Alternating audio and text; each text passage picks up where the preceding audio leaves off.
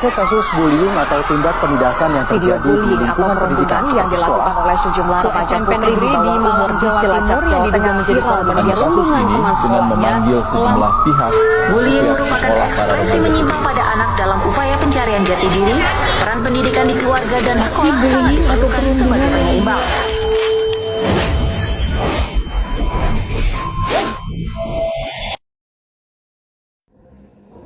Halo semuanya, selamat datang di podcast Suara Pelajar. Kali ini kita akan membahas topik yang sangat penting dan sering terjadi di lingkungan sekolah. Nah, kali ini saya tidak sendiri, tetapi ditemani oleh narasumber yaitu Kak Maria Merali. Terima kasih sudah mengundang saya pada podcast kali ini. Nah, sebelum masuk ke pembahasan lebih lanjut, kita akan berbincang-bincang ringan dengan Kak Mariam dulu. Kira-kira Kak Mariam ini mahasiswa dari mana, jurusan apa, dan tergabung di organisasi mana? Silahkan Kak Mariam. Baik, terima kasih. Saya dari Universitas Negeri Gorontalo, mahasiswa aktif jurusan Pendidikan Bahasa dan Sastra Indonesia. Saya masuk himpunan HMJ Bahasa Asia 2026. Nah, Kak Mariam bergabung di organisasi HMJ, kira-kira di bidang apa Kak? Bisa dikasih tahu sama teman-teman? Nah, baik. Saya mengikuti organisasi HMJ Bahasa Asia periode 2026 itu saya mengambil bidang humas ataupun bidang 5, yang dimana tugas dari bidang humas itu mengambil sesi dokumentasi atau membuat flyer-flyer yang akan kami bagikan di grup-grup. Nah, kelihatan seru banget ya teman-teman. Mungkin teman-teman ada yang mau bergabung juga, bisa bertanya-tanya sama Kak Maria. Oke, kita akan lanjut ke pembahasan yang lebih lanjut.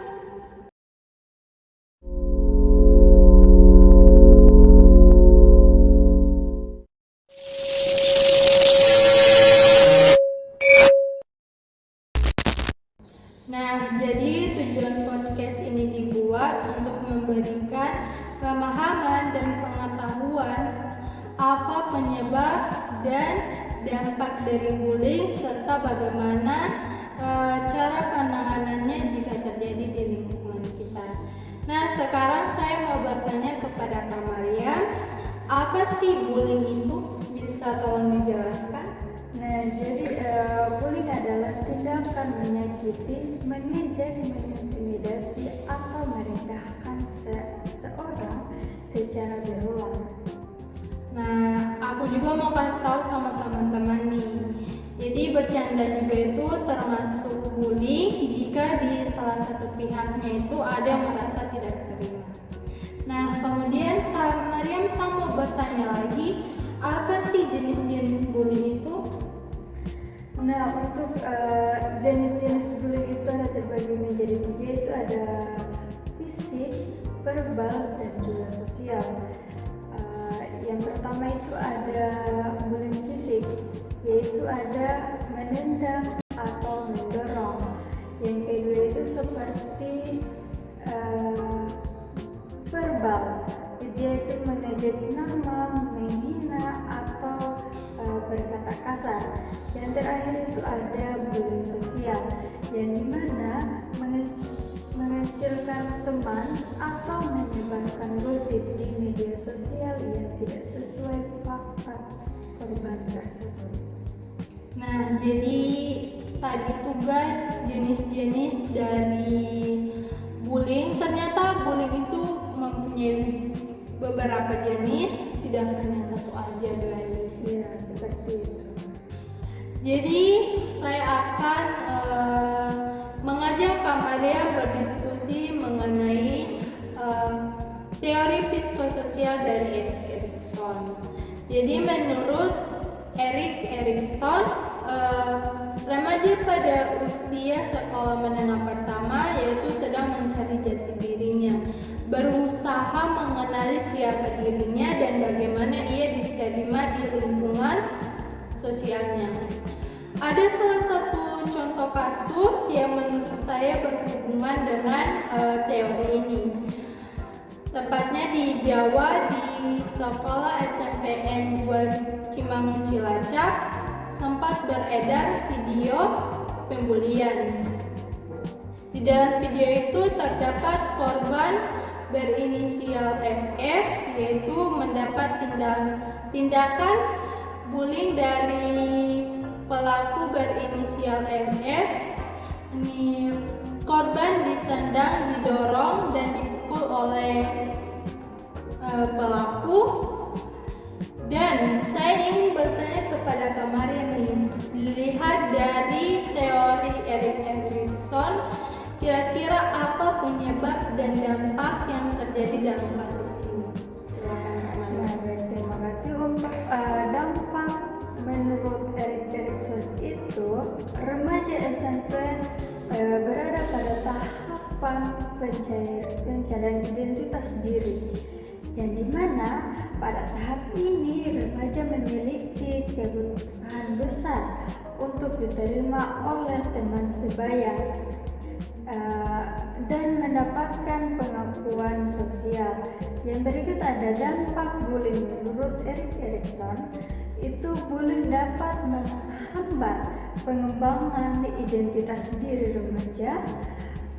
Korban bullying cenderung mengalami rasa sulit, cemas, minder, kehilangan percaya diri, dan menarik diri dari lingkungan sosial.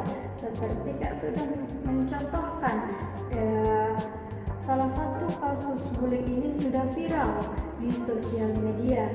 Seperti begitu. Oke, jadi dilihat dari teori Erik Erikson ini, pelaku ini melakukan tindakan bullying ini untuk mendapatkan pengakuan dari teman sebaya. Seperti itu.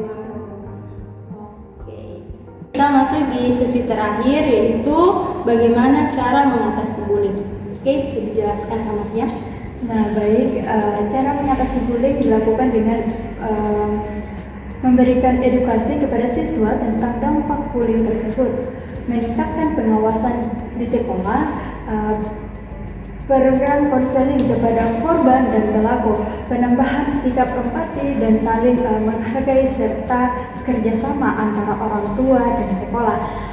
Sekolah perlu tegas agar bullying tidak terulang, seperti contoh yang awal Kak sudah jelaskan, yang dimana korban bullying tersebut ini sudah viral di media sosial.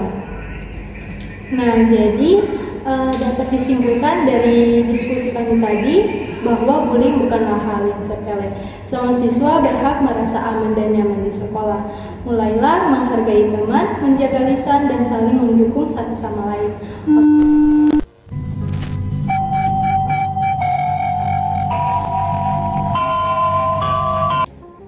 Baik, saya mengucapkan banyak terima kasih kepada Kak Maryam karena telah menyempatkan waktu untuk hadir di podcast kali ini.